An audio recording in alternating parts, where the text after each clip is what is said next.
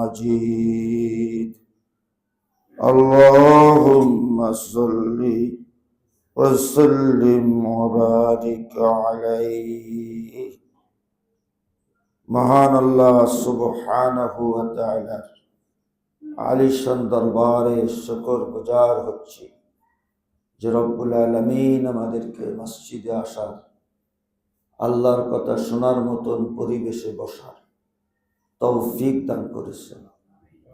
আমরা জবান খুলে বলি আলহামদুলিল্লাহ।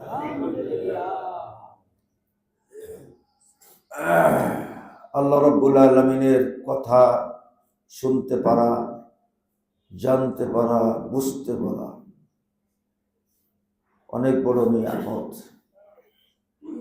আল্লাহ সূরা ফুরকানের মধ্যে বলছে, তাবারাকাল্লাযী নাযালাল ফুরকানা আলা আবদিহি, পুত পবিত্র ওই মহান সত্তা যিনি তার বান্দার উপরে ফুরকান নাযিল করেছে। কোরআনের একটি নাম হলো ফুরকান। ফুরকান অর্থ হচ্ছে পার্থক্য করা।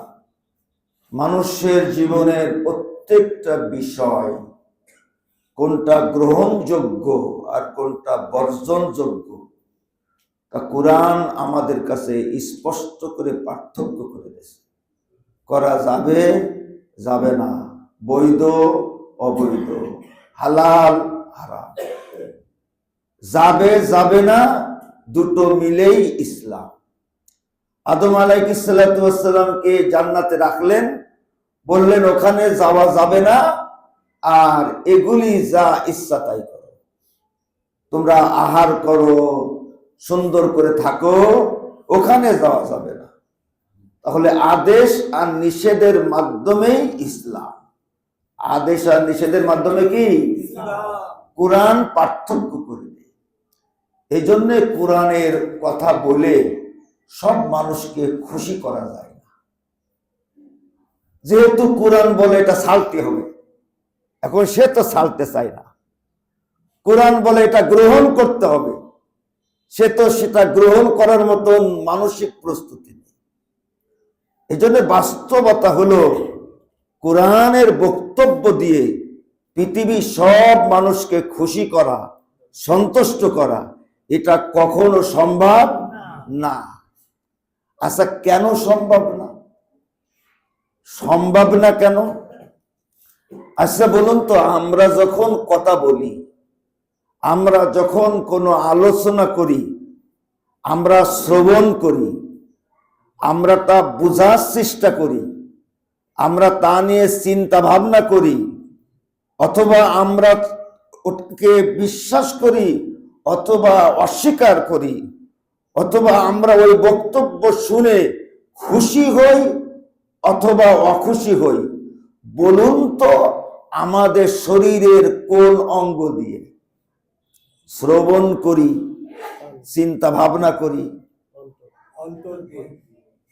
আল্লাহ বলছে, আফালা ইয়াতাদাব্বারুনাল কুরআন আম আলা কুলুবিন আকফালুহা।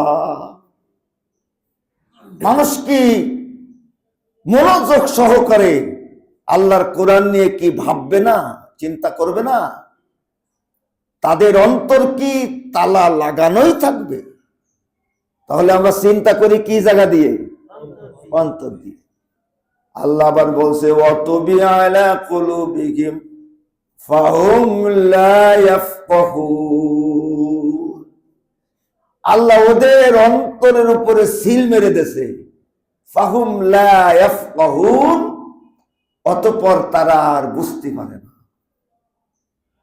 সিল মেরে দেছে মানে কি? আল্লাহ ওদের অন্তরের শুভবুদ্ধির যোগ্যতা কেড়ে দিয়েছে, ওদের নৈতিক অনুভূতির মৃত্যু ঘটে গেছে, আর বুঝে না। আমরা বিশ্বাস করি কোন জায়গা দিয়ে? অন্তর দিয়ে। এখন বিষয়টা হলো, পৃথিবীর সব মানুষের অন্তরের অবস্থা কিন্তু এক না। সমস্যা ওখানে না সমস্যা বক্তা? কথা কচ্ছে না কেন? দুনিয়ার সব মানুষের অন্তরের অবস্থা এক না। আল্লাহ সূরা নাহালের মধ্যে বলছে, ইলাহুকুম ইলাহু ওয়াহিদ ফাল্লাযীনা লা ইউমিনুনা বিল আখিরাতি কুলুবুহুম মুনকিরাতু ওয়া হুম মুস্তাকবিরুন। আল্লাহ বলছে তোমাদের ইলাহ একমাত্র আল্লাহ ইলাহ। কিন্তু এই দুনিয়ার মধ্যে যারা আখিরাত বিশ্বাস করে না, তাদের অন্তর আল্লাহকে ইলাহ স্বীকার করতে অস্বীকার করে। ফাল্লাযীনা লা ইউমিনুনা বিল আখিরাতি কুলুবুহুম মুনকিরাতুন, তাদের অন্তর অস্বীকারকারী, আল্লাহকে ইলাহ মানে না। অহুম মুস্তাকবিরুন, আর সে নিজে ইলাহ হয়ে যায়, সে নিজে অহংকারী হয়ে যায়। وَإِذَا ذُكِرَ اللَّهُ وَحْدَهُ اشْمَأَزَّتْ قُلُوبُ الَّذِينَ لَا يُؤْمِنُونَ بِالْآخِرَةِ, যারা আখিরাত বিশ্বাস করে না, আখিরাতের বিষয়াদি, মৃত্যু, আবার জীবন, আদালতে আখিরাত, জবাবদিহিতা, হাসরের মাঠ, প্রশ্ন, আমলনামা, জান্নাত জাহান্নাম, এই ব্যাপারে যাদের বিশ্বাস প্রশ্নবিদ্ধ, আল্লাহ বলছে তাদের সামনে যখন এক আল্লাহর কথা তুলে ধরা হয়, তখন ওদের অন্তর বিতৃষ্ণায় ভরে ওঠে।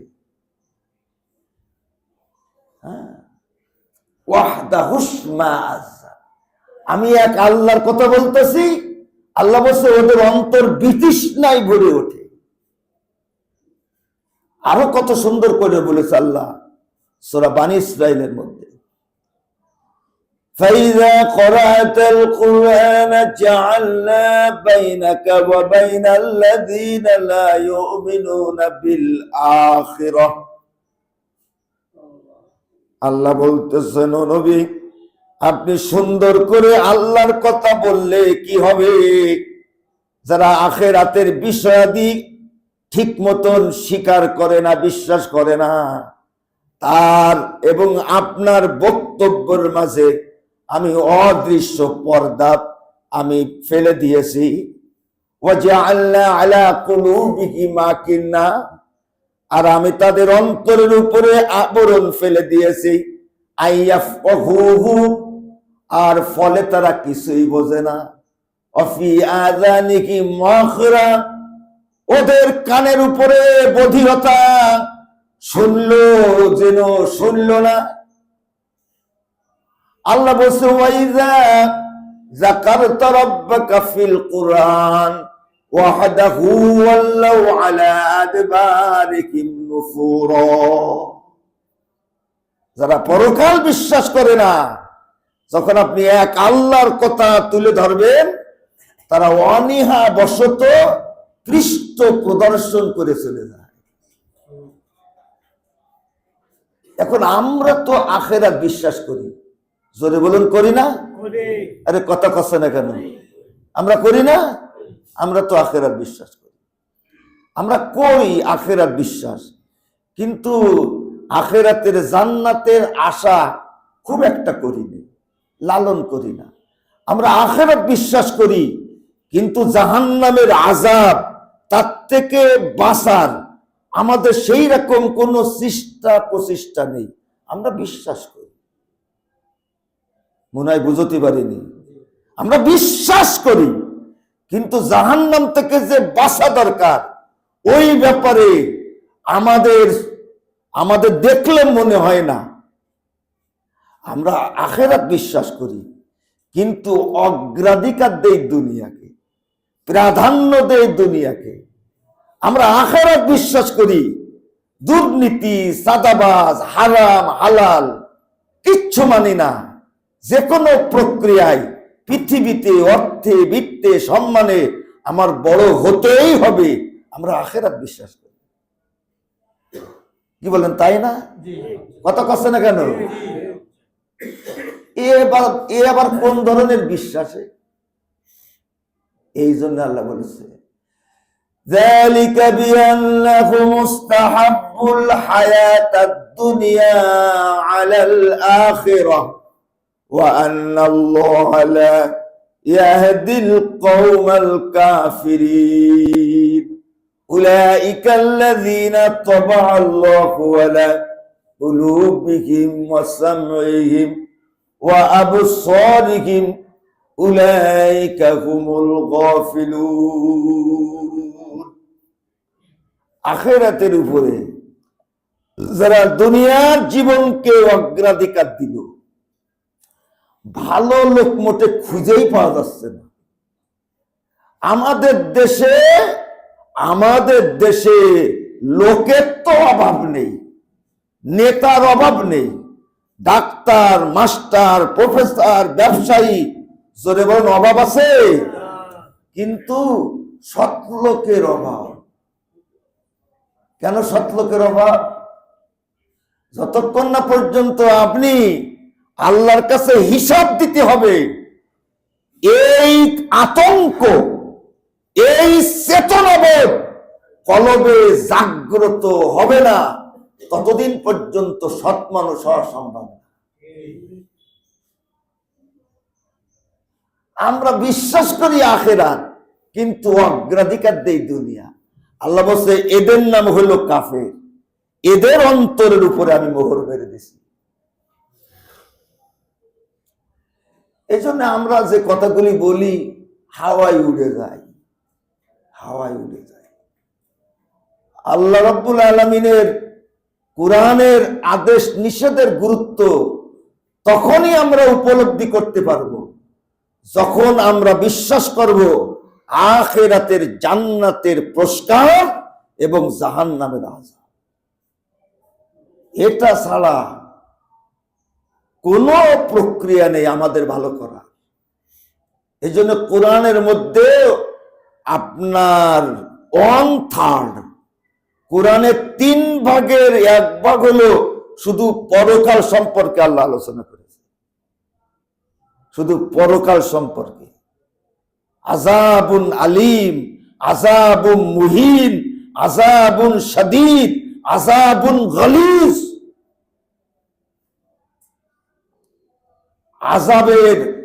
আযাবের প্রকারভেদ, অপমানজনক আযাব। আযাবুন আলিম মানে এমন আযাব যে আযাব নিজেই কষ্ট পাবে। আপনি এবার ভাবেন যে আযাব যদি নিজে কষ্ট পায়, তাহলে যার আযাব দেওয়া হচ্ছে তার অবস্থা এই যে জাহান্নামের আযাবের ভয়, এই বিশ্বাস ছাড়া সৎ মানুষ হওয়া সম্ভব না, ফিরে আসা সম্ভব না, ফিরে আসা সম্ভব না। আল্লাহ আমাদের সত্যিকার অর্থে আখিরাত বিশ্বাস করার তৌফিক দান। হযরতে ওমর রাদিয়াল্লাহু তাআলা আনহু বলতেন যে আমি জান্নাত, জাহান্নাম, আমি আদালতে আখিরাত, হাসরের মাঠ, আমি এমন ভাবে দৃঢ়তার সাথে আমি বিশ্বাস করি, এখন যদি আমার সামনে হাসরের মাঠ হাজির করা হয়, আমার বিশ্বাস, আমার ঈমান, আমার ইয়াকিন 1 ইঞ্চি বাড়বে না। বিশ্বাস যা করার দরকার আমার বিশ্বাস হয়ে গেছে। কথা বোঝেন নাই? এই জন্য আল্লাহ বলছে ওয়াবিল আখিরাতি হুম ইউকিনুন, ইউকিনুন, ইউকিনুন। শুধু বিশ্বাস, ইউকিনুন থাকা লাগবে, ইয়াকিন, ইয়াকিন। আমার বন্ধুগণ, আমি আপনাদের সামনে একটা আয়াত পড়ছিলাম, গত জুম্মার দিনও আলোচনা করছিলাম আয়াতের উপরে। এই দুনিয়ার মধ্যে মানুষ মর্যাদাবান, এই দুনিয়ার ভিতরে মানুষ স্পেশাল, এই দুনিয়ার মধ্যে মানুষের অবস্থান আলাদা। আল্লাহ রাব্বুল আলামিন পৃথিবীতে মানুষকে মর্যাদাবান কেন করলেন তার কারণটা আল্লাহ সূরা আল আহজাবের ৭২ নম্বর আয়াতের মধ্যে তুলে দিয়েছে। আল্লাহ রাব্বুল আলামিন দুনিয়ার মধ্যে কেন মানুষকে মর্যাদাবান বানালেন, আমি সেই কথাটা গত জুম্মার দিন আলোচনা করলাম। আর সেই মর্যাদাবান করার কারণটা কি, আজকে কারণটা আলোচনা করব। আল্লাহ কি সুন্দর করে বলতেছে, আগে তরজমাটা শুনবো আর এর ব্যাখ্যাটা একটু পরে বুঝবো। আল্লাহ সুন্দর করে বলছেন, ইন্না আরাদনাল আমানাতা আলাস সামাওয়াতি ওয়াল আরদি ওয়াল জিবাল।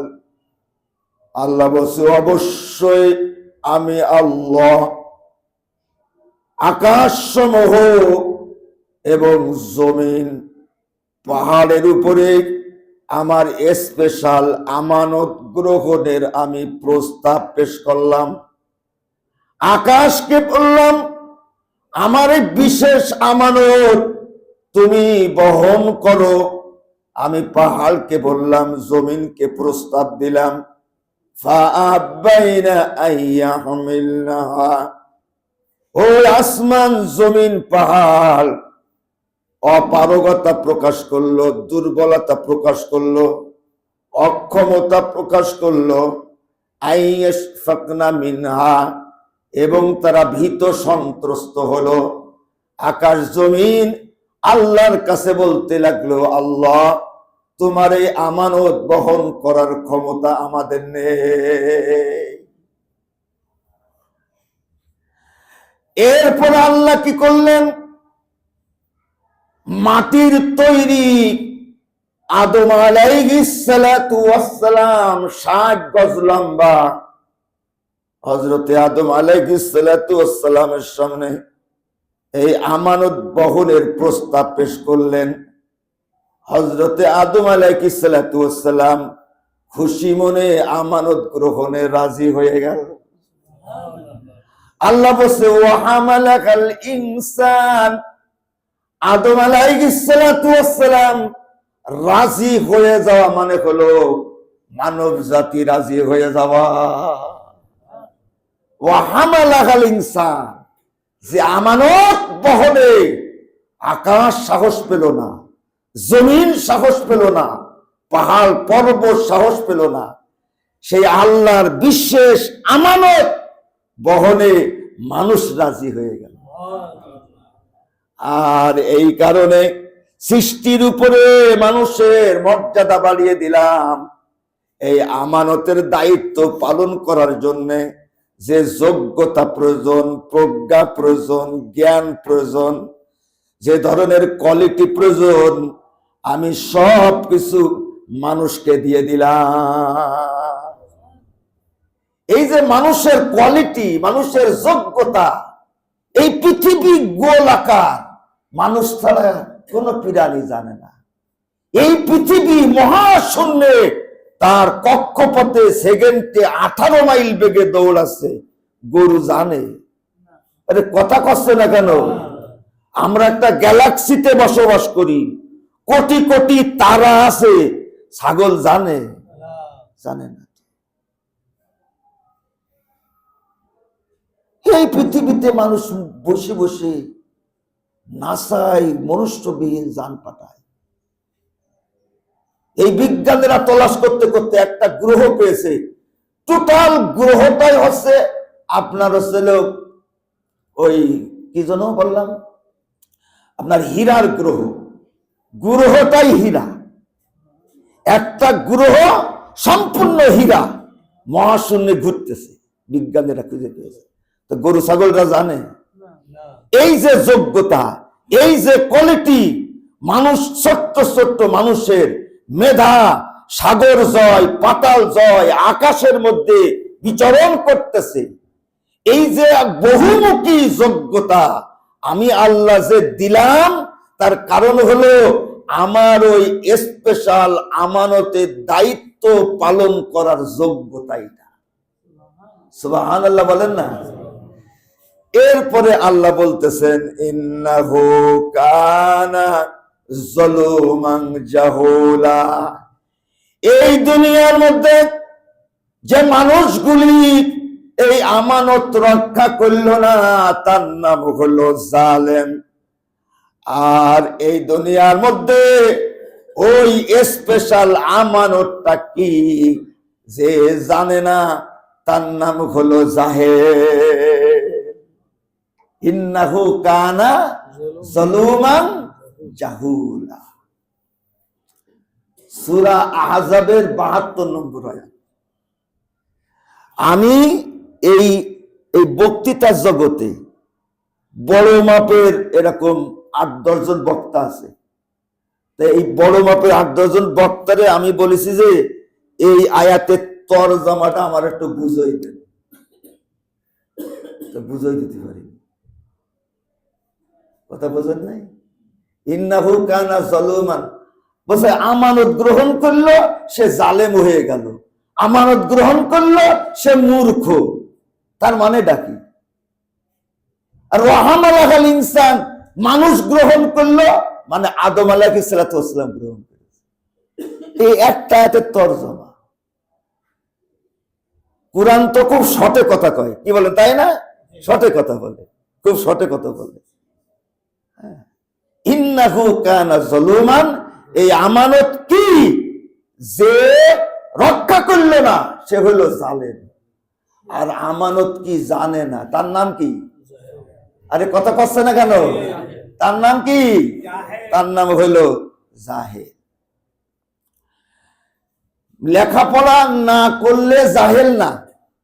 আফা হুকমাল জাহিলিয়াতি ইয়াবগুন ওয়া মান আহসানু মিনাল্লাহি হুকমা। আল্লাহর জমিনে থাকে, আল্লাহর কথা মানা উচিত, এটা যে বোঝে না, আল্লাহ বলছে ওটা হলো জাহেল। আমরা কোন জমিনে থাকি? কথা কচ্ছে না কেন? আফা হুকমাল জাহিলিয়াতি ইয়াবগুন ওয়া মান আহসানু মিনাল্লাহি হুকমান লিকাওমি ইউকিনুন। আল্লাহর পৃথিবী, আল্লাহর সূর্য, এখানে আল্লাহর কাছে আইন তলাশ করতে হবে। আল্লাহর কাছে আইন তলাশ করে না, অন্য জায়গায় জীবন ব্যবস্থা তলাশ করে। আল্লাহ বলছে ওগুলো কি? জাহেল। ইয জাআলাল্লাযীনা কাফারু ফি কুলুবিহিমুল হামিয়াতাল জাহিলিয়াত। আল্লাহ বলছে যারা অন্যের ভালো দেখতে পারে না, ও যত বড় শিক্ষিত হোক না কেন, ওর নাম কি? ওর মনের মধ্যে জিহালা, মনের মধ্যে সংকীর্ণতা। যারা বাজে কথা বলে, ওয়াইদা খাতাবাহুমুল জাহিলুন, আল্লাহ বসুরাল জাহেল, যাদের কথাবার্তা দলিল পরসা নেই, ওরা হলো জাহেল। ওরা কথা বললে তখন আর তুমি, আল্লাহ বলছে ইন্নাহু কানা যালুমান জাহুলা। এই আমানত রক্ষা করে না। এখন এই আমানত মানে কি? মজার ব্যাপার কি জানেন? যে আমানত এমনই একটি শব্দ, এর সাথে ইমানের সম্পর্ক। জোরে বলুন, কিসের সম্পর্ক? মুমিনের বৈশিষ্ট্য হলো আমানত রক্ষা করা, আর মুনাফিকের চরিত্র হলো আমানত খিয়ানত করা। আন আবি হুরায়রা রাদিয়াল্লাহু তাআলা আন قال رسول الله صلى الله عليه وسلم আয়াতুল মুনাফিকি সালাসুন। আল্লাহ রাসূল বলেন মুনাফিকদের আলামত হলো 3টা। ইদা হাদ্দাসা কাযাবা, যখন কথা বলে মিথ্যা কথা বলে। ওয়া ইদা ওয়াআদা আখলাফা, আর ওয়াদা করলে তা ভঙ্গ করে। ওয়া ইদা উতুমিনা খানা, আমানত রাখলে খিয়ানত করে। আল্লাহ নবী বললেন লা ঈমানা লিমান লা আমানাতা লাহু, ওই ব্যক্তি ঈমান থেকে বঞ্চিত যার কাছে আমানত নিরাপদ না। যার কাছে আমানত নিরাপদ না, সে কিসের থেকে বঞ্চিত? আরে কথা কচ্ছে না কেন? ঈমান থেকে বঞ্চিত। আমানত মানে কি? আমানত শব্দের শাব্দিক অর্থ হলো গচ্ছিত রাখা। জোরে বলুন কি রাখা? আরো জোরে বলুন কি রাখা? গচ্ছিত রাখা। আমরা সাধারণত আমানত বলতে বুঝাই যে কারোর কাছে কোন সম্পদ গচ্ছিত রাখা, ফেরত পাওয়ার আশায়। এর নাম কি? কথা কচ্ছে না কেন? কারোর কাছে কোন অর্থ সম্পদ গচ্ছিত রাখা, ফেরত পাওয়ার আশায়, এর নাম কি? এর নাম হলো আমানত। অবশ্যই এটাও আমানত, এটা অনেক বড় আমানত। আল্লাহ কোরআনের মধ্যে বলতেছে অমিন আহলিল কিতাব। কিতাব মানে এই জমিনের মধ্যে এইরকম অনেক কিতাবের অনুসারী আছে। কোরআনের একটা নাম কি? কথা কচ্ছে না কেন? আল্লাহ রাব্বুল আলামিন বলছে এই দুনিয়ার মধ্যে অনেক কোরআনের অনুসারী আছে। অমিন আহলিল কিতাব মান ইন তা'আমানহু বিকিনতারি ইউআদ্দিহি ইলাইক। আল্লাহ বলছে ও নবী, দুনিয়ার মধ্যে এমন অসংখ্য কোরআনে আহলে কোরআন আছে, আহলে কিতাব আছে, কোরআন মেনে চলে, ওরা মুসলমান দাবি করে। তাদের কাছে যদি আপনি পুঞ্জীভূত ধনরাশি আপনি যদি তাদের কাছে রেখে দেন, বাংলাদেশ ব্যাংকে যত টাকা আছে তা যদি তার কাছে গচ্ছিত রাখেন, একটি টাকাও সে নষ্ট করবে না। অমিন আহলিল কিতাব মান ইন তা'আমানহু বিকিনতারি ইউআদ্দিহি ইলাই। পুঞ্জীভূত ধনরাশি তার কাছে রাখলে সে তোমার ফেরত দেবে। আবার এমনও কিতাবের কোরআনওয়ালা মুসলমান আছে অমিন আহলিল কিতাব মান ইন তা'আমানহু বিদিনারিল্লা ইউআদ্দিহি ইলাইক ইল্লা মা দুমতা আলাইহি কায়িমা। তুমি একটা টাকা রাখবা, জীবনে আর ফেরত পাবা না। কয়টা টাকা? মা দুমতা কায়িমা, যতক্ষণ পর্যন্ত ওর মাথার উপরে দাঁড়াতে না পারবা টাকা ফেরত দেবে না। 100 200 আলিবাগ 70 টাকা শোধ। এরকম আছে না? আছে না? আমানত, আমানত।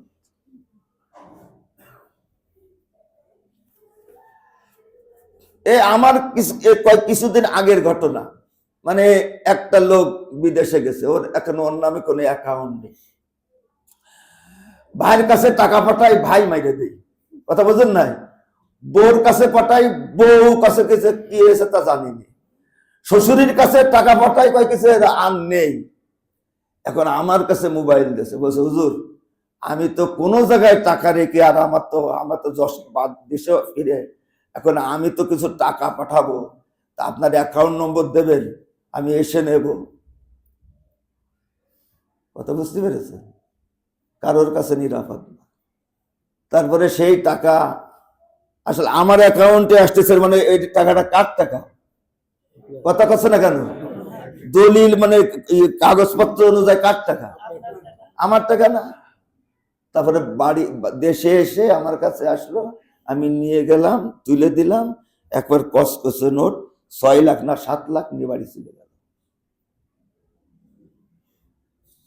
অমিন আহলিল কিতাব। আপনি হঠাৎ করে ওখান থেকে তুললেন, তার কাছে জিজ্ঞাসাও নেই, একটা কাজে লাগাই দিলেন, এসে বলতেছে যে ভাই আমার সাথে টাকা পাই, কিন্তু কয়দিন পরে না আমি একটা কাজে লাগাই ফেলাইছি। এরকম খেয়ানতকারী আছে না নাই? জোরে বলুন আছে না নাই? টাকা দিয়ে ঈমান যাচাই বাছাই করা যায়। এই টাকা খুব সাংঘাতিক জিনিস। যারা টাকায় বিক্রি হয়ে যায় না, তাদের দ্বারা আল্লাহর ইসলামের খাদেম হওয়া সম্ভব না। আল্লাহ বসে এমনও কোরআনওয়ালা আছে, পৃথিবীর সমস্ত অর্থ তার কাছে যদি রাখা হয়, একটি টাকা খেয়ানত করবে। তাহলে আছে না? আছে না? জোরে বলেন আছে না? আছে না? আমাদের দেশটা তো শুধু এই সমস্যায় জর্জরিত, জোরে বল ঠিক কিনা? ওখানে যারে বসানো হয়, একদিন ম্যাজিস্ট্রেট সাহেব মানে গুড়ির দোকানে গেছে। এখন গুড়ির দোকান, এখন গুড় ওই জজ বা ম্যাজিস্ট্রেটের দিকে বলছে, স্যার অনেকদিন পর্যন্ত আপনার তলাশ করতেছিলাম, আমার একটা অভিযোগ আছে। কয় কি অভিযোগ? কয় স্যার আমারে যে দেখতে আসে আগেই চাটি মারে, মানে আমার একটু চেকে দেখে কিরকম। তো স্যার আমার এটা হবে, আমি এর বিশ্বাস চাই। তো ম্যাজিস্ট্রেট বলতেছে তোমার চাটি মারে কেন? কয় স্যার সমস্যা হলো আমি খুব মিষ্টি লাগি। জোরে বলেন কি লাগি? আমি খুব মিষ্টি।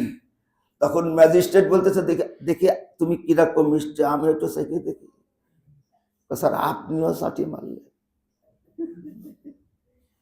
কথা বোঝেন না? খাকবাদ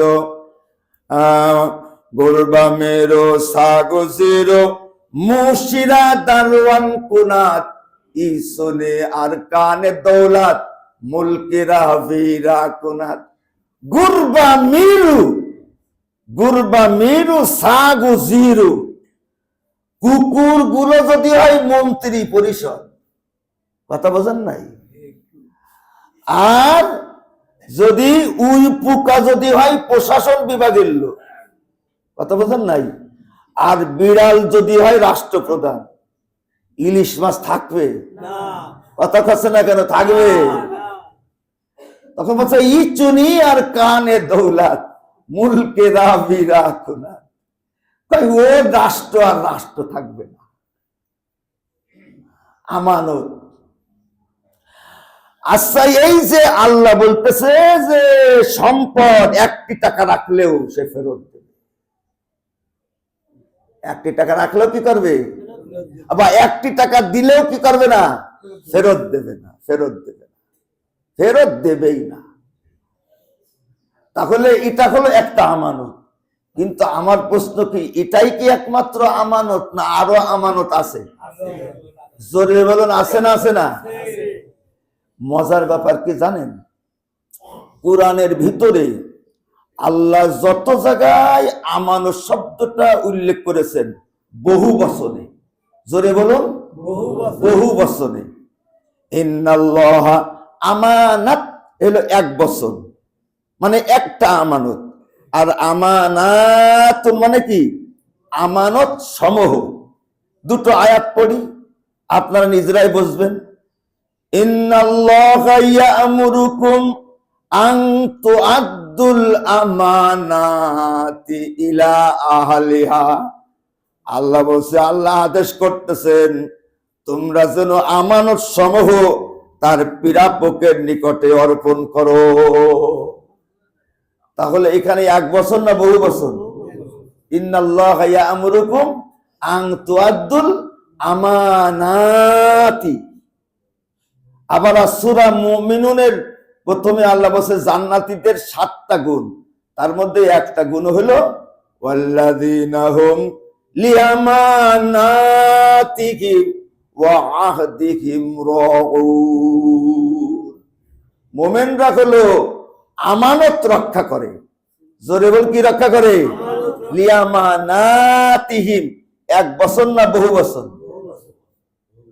তাহলে বোঝা গেল আমানত 1 প্রকার না, আমানত কি বহু প্রকার।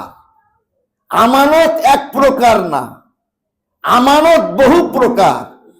এজন্য আল্লাহ রাব্বুল আলামিন প্রথমত আমানত হলো 3 প্রকার।